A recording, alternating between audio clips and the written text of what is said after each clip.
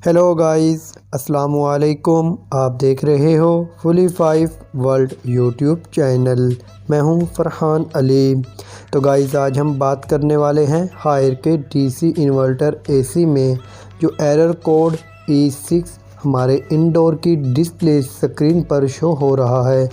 तो गाइस, ये E6 error हमारे हायर के डीसी इन्वर्टर एसी के यूनिट्स में से किस पार्ट्स के ख़राब होने या पार्ट्स के मिसिंग हो जाने की वजह से ये एरर हमारे इंडोर की डिस्प्ले स्क्रीन पर शो होगा।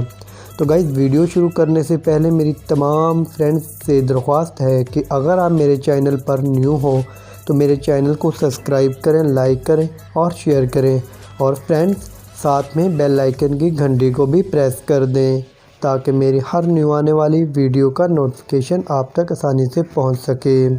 तो गाइस, हम अपनी वीडियो को आगे बढ़ाते हैं बिना टाइम वेस्ट किए।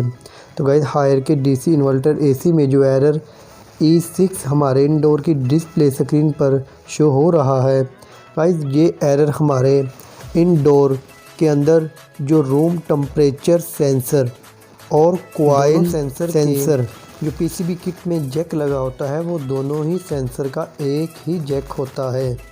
तो गाइस, अगर इन दोनों में से कोई एक सेंसर भी ख़राब हो जाए या दोनों ख़राब हो जाएं तो गाइस हमारा एसी E6 का एरर शो करेगा। तो गाइस, आप रूम टेम्परेचर सेंसर को भी और कॉइल सेंसर को भी अच्छे से चेक करें, इनके जैक वगैरह को भी सही से देखें। अगर ये लूज़ भी हो जाए तो भी ये एरर हमारे इंडोर की डिस्प्ले स्क्रीन पर शो होगा। तो गाइस, आप इन्हें अच्छे से चेक करें और इन सेंसर्स को रिप्लेस करें। न्यू सेंसर लगाएं तो हमारा ये एरर भी ख़त्म हो जाएंगे।